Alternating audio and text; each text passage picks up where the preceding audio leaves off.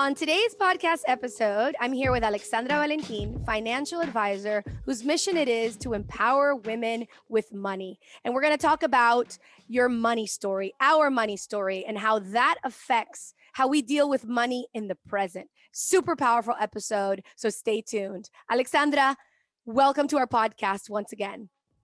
Thank you, Valentina. Thank you for having me. I love talking about this subject, so I'm so happy to be here today. Thank you. Yes, Alexandra has been with us a couple times, but in Spanish. So this is the first episode that we're doing together in English, but it's a topic that I'm going to be bringing on over and over, the topic of money and our relationship with money and how we as women relate to it. Because the way that we relate to money is basically how money shows up in our life. Isn't that right? Correct. Totally. It's about the mentality we have towards money and whether it's negative or a positive one. And it's extremely important. So what is the money story? When we're thinking about our personal money story, and as a listener, I hope that you're going to be thinking about your personal money story. What does that mean? What does it mean, like having a money story? So a little bit of background on myself. I've been in finance for 18 years. I've been a financial advisor for the past 15 years, more or less. And it came a point in my life a few years ago that I thought, like, I lost the passion for what I did. I didn't really see, it was like a midlife career crisis in that I was like, I don't know what I'm doing. I'm frustrated. I don't think this is for me. And I remember at that point, I had to sit down with my husband and I said, I don't know, like I have an MBA. I can do other things. I can bake cookies and sell them. And he was like, what are you talking about? You're not going to go bake cookies and sell them. Like, use what you have and try to put like a different spin on it. And at that point, I had a really powerful conversation with one of my very best friends that we've been friends since high school. So 25 years. And she had moved down to Miami. And I had asked her, she was in New York for many years and had come down to Miami. And I had asked her, like, what are you doing in terms of your retirement and your savings and all these series of financial questions. And she looked at me and was like, what are you talking about? And I'm like, what do you mean? Like, and again, and this is she knows I don't say name, but she knows I always talk about her. Extremely intelligent woman, lawyer, Ivy League, like one of these people that you're like, oh my God. And she had no idea about anything in terms of her finances and her wealth and her, let's call it financial planning. And at that moment, I remember I put two and two together. So I'm going to talk about my money story, but I put my money story with her story together. And I said, that's it. That's my mission in life. I have all of these years of experience dealing with people and finances and planning. And now I'm talking to one of my best friends who is a woman who, in my mind, is here in terms of career, in terms of salary and projection. And still, it doesn't show in her wealth because it's not there, because she just didn't think about it. So at that point, I put the two and two together, and my mission in life kind of came about. And this is what I've been doing ever since. I kind of realigned my career, and I really feel very passionate about women and money and education and empowerment through this. And I said, I took that experience and I tied it to my money story because I thought it is so powerful. And we don't think about the money story enough. And to be honest, I really didn't put a context around my money story until that moment. Like, I always knew it was there, but at that moment, I kind of packaged it. And I said, oh, this is why I do what I do in terms of my life. And this is why I act the way I act. It's because of my money story. So I wrote it down, and that kind of became bigger. I love that. I love that. It's interesting because a lot of people don't really see money as like a subject of spirituality, but the more that I mature and I grow older, the more I realize like our relationship with money shapes every single relationship in our life. It shapes the way even our outlook for it.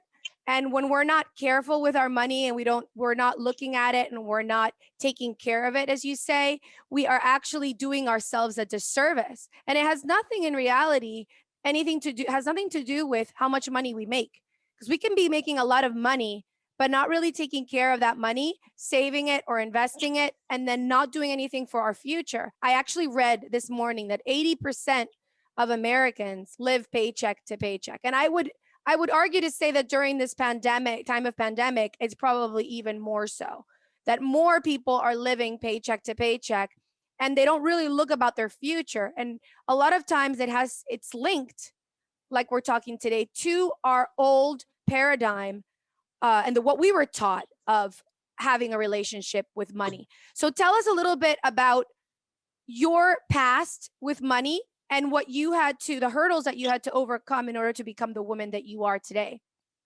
Okay. So, like I said, I knew that everything I had done in my life was because of how I was raised and the experiences, but I never put it into a context. So my personal context, and I think it's very relatable because a lot of people go through this. I come from a family from parents that divorced when I was in my mid-teens, and my mom and my dad worked together, which is very common, especially in Latin cultures, where you have small businesses and both parents work in the family business, let's call it. So both my parents worked together, and money was always like a bad thing, but not in the sense of, oh, money is bad. It was always in the sense of, we don't have any. Like, there's never enough money. And I remember growing up, and I'm from Puerto Rico, and at school, I don't know why, I can't remember why, you would have to give like monthly quotas to the classroom. And I remember my name was always in the chalkboard, like I hadn't paid that month. And I remember being so ashamed growing up because I was like, and I think it was like $10 a month or something. And my dad always chose to give it to me at the very last day of the month to give it to the classroom. And I was always so ashamed because I was like, oh my God, there's no money. There's no money. Which I don't think was the case. It was just how I was always taught, like, oh, there's no money in this house. Like, there's nothing. Then my parents divorced, and that's when things really got worse because, my mom, when I was 15, had to go out and start looking for a new career. And after working with my dad for 20 years, she was in her mid-40s, had to start literally started from zero. And my dad just kind of went off and did his thing and had a great life. And nothing against my dad, but it's the reality of a lot of people. A lot of people go through divorced parents, and one parent chooses one lifestyle and the other parent chooses the other one. But I remember seeing my mom suffer so much because she had to start over at 43. And we were 3 children. We were kind of mid-teens at that point. So I remember always thinking, how do I help? Like, what do I need to do to help my mom, number one? So I started working really young. And number 2, how do I make it so I never have to go through this ever in my life? Wow, that's really interesting. I'm a big fan of the Tony Robbins workshops and stuff. And what you're reminding me of right now is what he talks as like your primary question. There's a question that usually we ask ourselves over and over and over, and it drives our life. So it seems like a question that you were constantly asking yourself is, what can I do so that I never end up in this situation? Which in your case, I can imagine it actually empowered you, because you would end up coming up always up with creative ways as to how you could make more money. Completely. And whatever you focus on expands. Whatever you're constantly asking yourself, and whatever you're searching is what you end up finding in life. Completely. And to be honest, it drove me, but it wasn't like Tony Robbins, like an identifier, like what I call my money story. I didn't identify it until a few years ago, but it somehow always drove me because that was my experience. And some people choose to react to that experience completely different, in a way of maybe saying, I don't know, I took it like I'm the most independent woman on the planet, but maybe another person going through this similar situation says, oh my God, I need to hang on to some sort of male financial support because of what this happened to me. Yes. So each person might have maybe a similar money story, or what Tony Robbins says about that pivotal question, but how you react to it is very, very different. And it's very individual for each person. So when I finally identified, this is my money story, then everything else kind of fell into place, because I said like, oh, that's why I did what I did 10 years ago, 15 years ago. But you know what I mean? And at that point, when I identified it, I said, oh, now that I know what it is, now that I know why I act the way I act, then I can put it in high gear because I can see it more clearly. I don't know if that makes sense. So a few years ago, also, I decided, okay, I understand my money story and I understand I've been very successful up until now, but how can I make that even better? And that's what I've been doing ever since I identified it. And that's why I think it's so powerful for people to really sit down, think about it, and identify what your money story is. Because mine is common, but like I said, my reaction is individual. That's very true. That's very true. And I think that sometimes we have both empowering and disempowering beliefs with regards to money. And interestingly enough, sometimes those different belief systems about the same thing can be contradicting and can keep us stuck in a place where it doesn't serve us financially. Mm-hmm. Like, do you think you had, tell us about your positive relationship with money when you were growing up. Was there something positive about it? And then tell us the negative aspect of it, in terms of, were there specific beliefs about what you believed around money?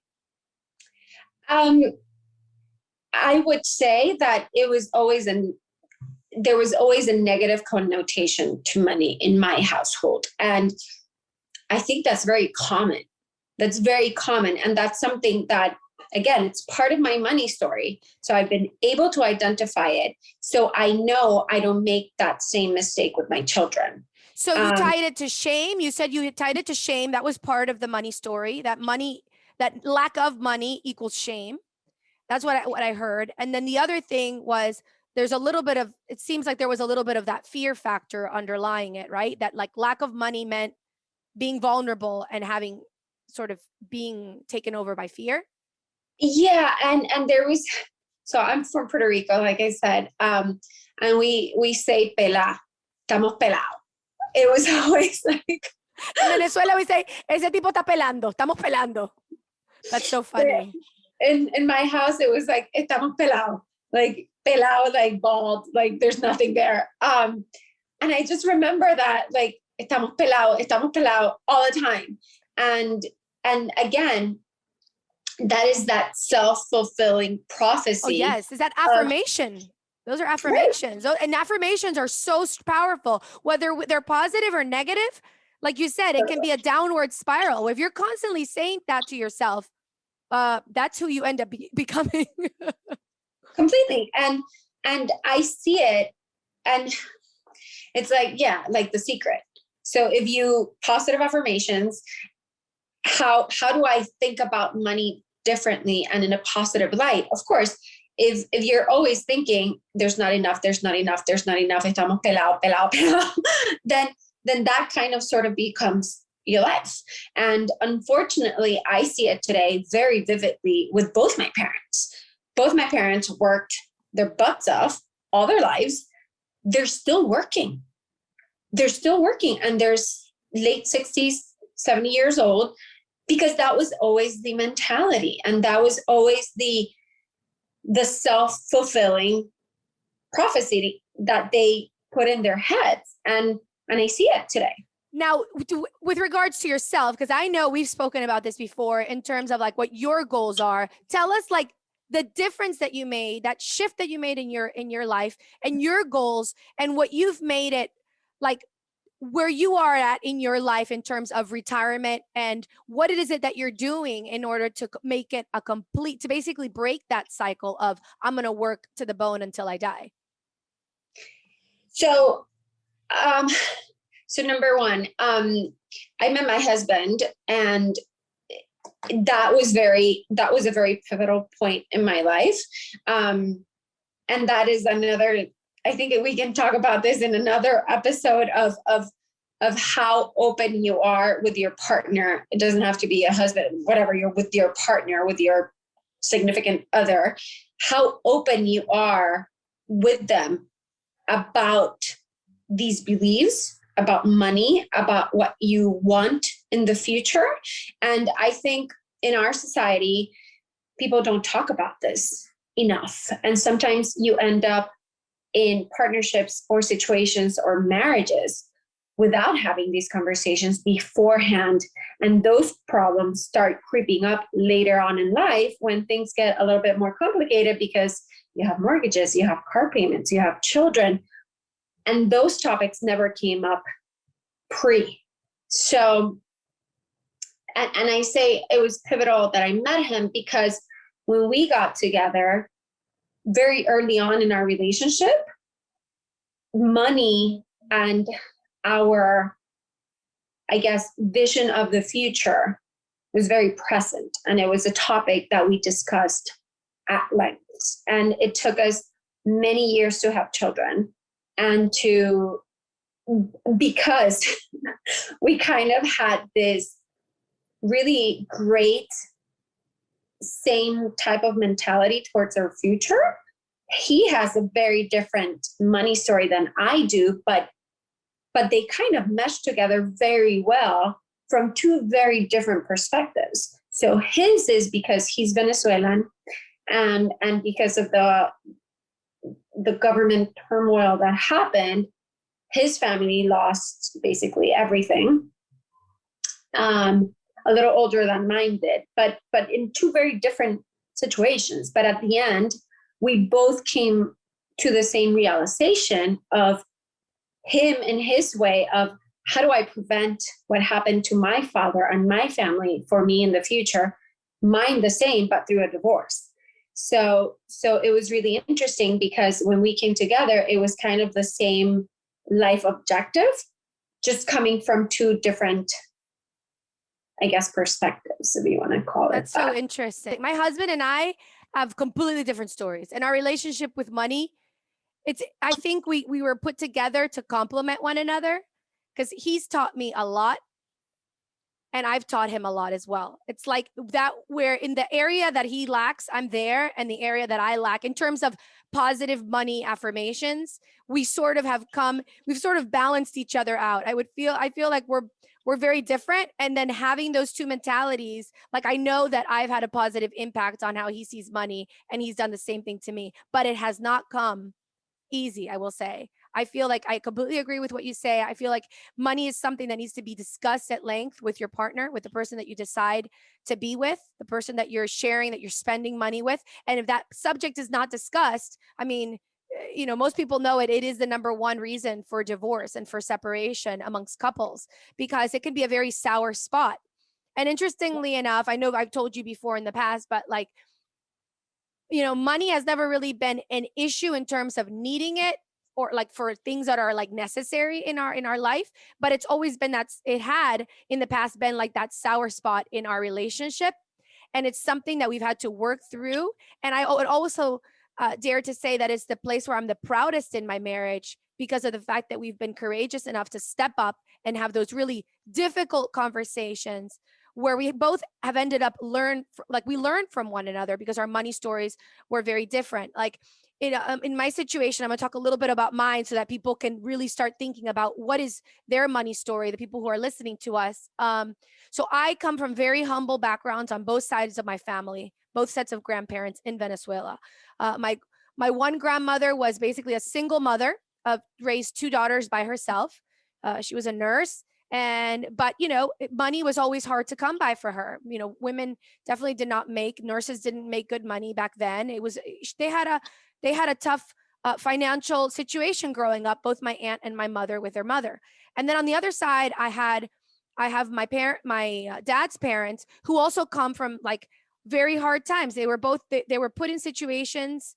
My grandmother even tells me that at some points she would go to bed without eating and feeling hungry. So what happens is they have the two children that end up becoming my parents were both people that saw themselves, okay, this is not going to happen to us. I'm going to have ambition. I'm going to graduate from a career that's going to give me, my parents are both engineers.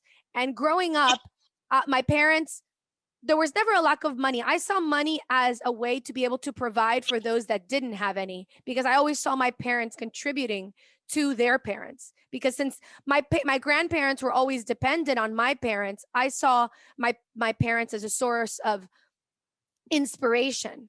Now, not to say that my parents' relationship with money is perfect, because I think we could all, I've learned some things from them, from mistakes that they made in the past, that I'm taking it forward. And they've also learned things about, their whole situation and their relationship with money. But I always saw money as something like, great, you do it, you make it, and then you contribute it.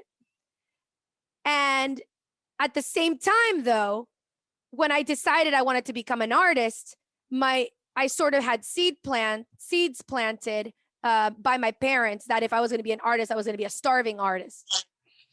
So it was kind of like, it's funny because I always had this belief inside me, I don't know where it comes from, that I was never going to be without money. I always just felt like money's always going to be there. At the same time, it was that fear that if I went ahead and did what I actually love to do, which is performing, which is being an actress, which is creating content, that I would be like a starving artist. So I had to do a lot of work around that aspect. And then the more I started to search, which basically got me on a quest to find artists that weren't starving, and people who were artists but were entrepreneurs and making money and saving money and investing their money. And so those people have sort of become my idols, the people that do what I do but make money and also do smart things with their money, and at the same time give back, with what they have. And then my husband comes from, but my parents were spenders. I have to say this. My parents taught me the good part about money, like having nice things. You spend it when you like it. Like I think that's a very sort of Latin American thing as well. And Venezuelan in particular, we love to dress nice. We like to have brand clothing. It can be a good and a bad because we enjoy what money is there to offer. But at the same time, that also prevents us sometimes from saving. My husband comes from a family. What happened? For valuing money. Yes. What is the intrinsic value of that money, of that exactly. Wealth? And then my husband comes from an Italian background, comes from World War II. They moved to Canada, and their mentality was save, save, save, save, save, save, save. Don't ever spend it on anything because you could end up with nothing. So imagine those two contradicting, opposing views. There's, Valentina, the one that loves money to spend and to give and to contribute. And then the other opposing view of we got to save, save, save, save, save. So somewhere along the line, we've sort of had to balance each other, which I find a blessing. Mm-hmm. And in thinking about your money story, I feel like this is something that for me has progressed, and it continues to progress as I form a better relationship with money. Is it for you the same thing? Is it something that's always evolving, always continuing? Oh, completely. I think the money story is the base, but then your money story doesn't define your life. That money story evolves with you as time goes forward. I always say, like, identify, I guess, what the first part of that money story is, but then change it or evolve it in a way that fits your current lifestyle. So that money story evolves, completely evolves over time. And then it's up to your choosing how you want to present, if you have children, how you want to present that money story to them, in a way that is different. What you said, your parents grew up with a money story, you grew up with a different money story, and now your children are going up with a different one as well. So it's not like it's a static thing at all. It's about identifying it and saying, how do I want to change it? And Yes. hopefully, how do you want to change it for the better? So in my case, when I was able to identify it, I met my husband, and we together decided, okay, he has kind of your husband's mentality of save, save, save, save, save, save, save, save, save, save. Like, I make all this money, but I only like spend this much. And me, having been, when I met him, for over a decade in finance, I'm thinking, like, you can't just save, you have to invest that money. So that money needs to work for you. So in our case, it's a bit different because I come from the mentality of I need to be independent and that, but then from a career standpoint, I'm like, money is not static. Money needs to evolve. Money needs to grow. So I'm coming from, okay, we have this money, but we need to invest it. And he's coming from, I worked so hard for this money, I'm not going to touch it because nobody's going to touch it. And, there's so much volatility out there, like that very Latin mentality of stashing it under the mattress. That's a very World War II mentality. A lot of our grandparents, and if they were, or anybody from Europe, is definitely, like, for example, the German mentality with money. I have a German friend. She's hilarious. Her and I couldn't be more different in terms with our relationships with money, but I've learned so much from her.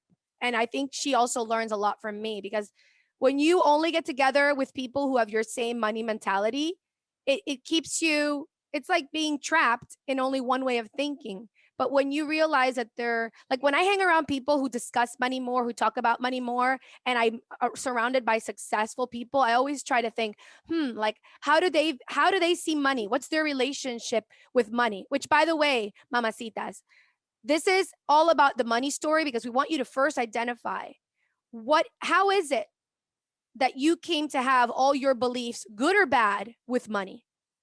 And we're going to be going and putting an exercise online. Go to the website, mamasconganas.com/76. Alexandra and I have listed questions for you to answer so that you can identify your money story. And then the next time I bring Alexandra on the episode, we're going to talk about how to create a more healthy relationship with money, because the conversation definitely doesn't stop here. First, we have to identify, how is it that we see money to begin with? Is it to keep, or just spend, or is it something that's negative because you relate it to power or shame? A lot of people see money as something negative, right? They see it like and particularly sometimes in Latin America. Why? Because we have so many corrupt examples of politicians 91 who rob money from the countries. And then we see that, oh, they have money, so they, these politicians have money, so they must be robbing it. And we have this distorted view of what money can do, because money is not negative or positive. It's just, it depends on whose hands it is in. Yeah, and especially I guess now, with women being out more in the workforce and having careers, it's starting to shift. But also, you talk about it in a more macro context of politicians and stuff like that. But if you take it into the micro component of that, into your internal family, still in Latin America and really everywhere else in the world, there's a big connotation of money and control towards women, because, I'm very Latin. I'm from Puerto Rico. So it it happens. And you see it in, I don't know, in Argentina, for example, there's a big crisis of men unfortunately abusing and killing their spouses. The same in Puerto Rico right now. They just called an emergency estado de emergencia because there's been so many attacks against women. And I firmly believe that a lot of it stems from the women's lack of financial empowerment.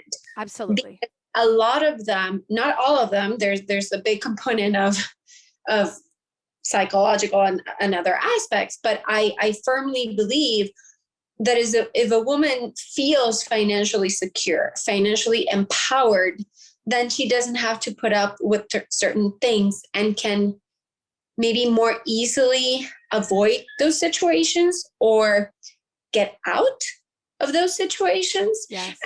And it's all tied to money, and money then tied to control, and then tied to abuse sometimes, which again, all of those things are very negative, but they're very prevalent in our society. Oh, absolutely. And even money tied towards like sexuality, or like, I mean, let's get it straight. And this is like, I'm going to be like, in Latin America, you see more young women with really a lot older men. That's the reality of it. And why is that? It's because those young women are not financially empowered. Because the minute you become financially empowered as a woman and you're 22 years old, you're going to be hanging around a 24-year-old or 22-year-old, or even someone younger than you, but you're not going to be hanging around a 50-year-old man as a 22-year-old woman if you have money, for the most part. And if you see that as, yeah, it's true. It is tied to control. And maybe that's why you said, people see it as something negative, because they say, okay, I've been controlled as a woman by men because of money, because of my lack thereof. And therefore money is bad. It's sort of like, it doesn't make it, it's not like too, it's, how do I say? It doesn't equate to that. Just because you've been controlled by that doesn't mean money equates to something bad, but a lot of people do make that relationship or that conclusion. Yeah. So again, I think the mind is very powerful. So that needs to start shifting, but it needs to start shifting by understanding where those preconceived notions come from. So again, a lot of people, and I see it growing up in the society I grew up in, of friends of mine that their mothers, for example, put up with a lot of things, maybe not physical abuse or anything like that, but maybe they stayed in relationships that were not healthy because of money. Oh, yeah. Because they didn't think there was another way to have a good lifestyle. So sometimes, unfortunately, and many times, I would say like 99% of the time, it's women choose to be unhappy, but financially comfortable. Does that make sense? Absolutely. And I feel that is so sad, because then what is the point in life? Even if you have money, you can't even enjoy it because you're so miserable. Yes. So, and I see it in a lot of friends of mine, because that's what they saw growing up, and nobody told them otherwise. And then I see it as a new, and I see it as they're repeating that pattern, for example. So they're in a situation very similar to their mothers, in which they married a quote unquote, like a good catch, because that person is financially comfortable. But then I see her and she's miserable. But for them, that's what they saw. And that's how they were kind of taught. So marry well, and it doesn't matter if you're happy or not. Yeah, it's very sad. It's very sad because there's so much more to life. I think we're here to experience like fulfillment, and not just fulfillment in in that financial aspect of just being secure, but there's so much more to life. And that's why it's Mhm. crazy. This subject of money is intrinsically laced to everything else in our lives. And that's why it's so important, Mamacita, that number one, you try to really understand what it is that your money story comes from, those positive or and negative aspects of it.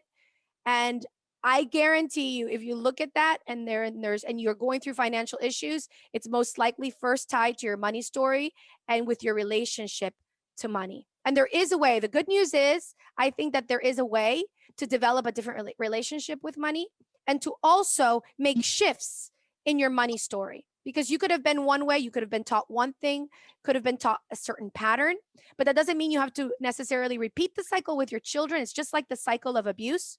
Sometimes we need to cut those things generationally for our future families and pass it on, like the good stuff. Learn and then pass it on. Completely agree. Thank you, Alexandra. This story, this topic is something we're going to be bringing on over and over. Like I said, Mamacita, go to mamasconganas.com/76. You can do the exercise on your money story there, print it out, do it. I encourage you to do that. And then the next time around, we'll be bringing Alexandra in for how to start creating a better relationship with money. Perfect. Thank you. Thank you. Hey, it's Valentina. Espero te gustó este episodio de nuestro podcast. If you liked it, or if any of our content has inspired you in any way, I'd be ever so grateful if you showed some amorcito by reviewing us on iTunes or wherever you listen to us. Every single review will help us reach more mamacitas so they can live their life con muchas ganas. It's because of you, our listeners, that we're able to create contenido para otras latinas. 1,000,000 de gracias por suscribirte, escuchar y compartir nuestro podcast. Si tienen preguntas, comentarios y más, pueden visitar nuestra página web mamasconganas.com or follow us on social media at mamasconganas. You can also write me directly at info@mamasconganas.com. Hasta la próxima, es Valentina recordándote, don't be a mama con drama. Let's be mamas con ganas. Besitos.